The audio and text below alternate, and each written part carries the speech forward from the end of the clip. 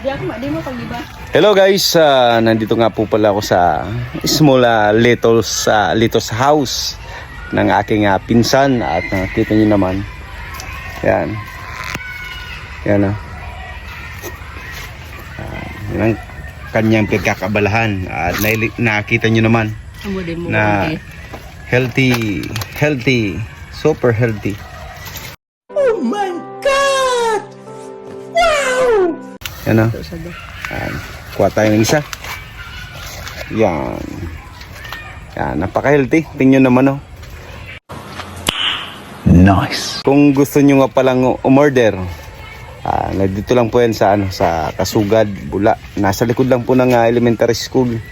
Yan, kung gusto nyo nang makabili. Kung makabili ng ganitong ka-healthy, fresh na lettuce. Yan.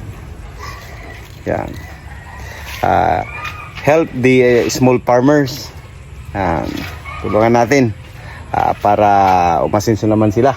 Siyempre, bukod sa magiging healthy kayo, tulong po kayo sa mga small farmers.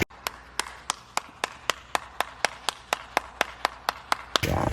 Yan guys. Ito po. Ito, parang ibang same din. Same variety. Ito, ano yung ayan, yung Baguio beans. Yan, Baguio beans. Tayo, sabi nila sa Baguio Meron dito, kahit sa Baguio lang. Dito sa sa downtown, pwede. Parikan masakitan. Yan. Yan. Ito po ang small greenhouse ng aking pinsan. At yung iba ay wala na kasi na-harvest na. Yan, panibago ulit ang kanyang pagtatanim. Yan. Yan guys. Ito ang small greenhouse ng aking pinsan. Sana all. Yan. Lettuce, kung gusto niyo ng lettuce. Lalo na yung mga malapit lang dito sa likod ng elementary school ng Kasugad. Nandito po ang lettuce. Kung gusto niyo yung pinaka-presko, yan po, sariwa. Yan, dito lang po yan sa elementary school. Yan. Nandito po yung contact number yan. Yan po ang contact number niya at ang location ng lugar. Yan. Yan, hanggang dito muna guys. Bye bye.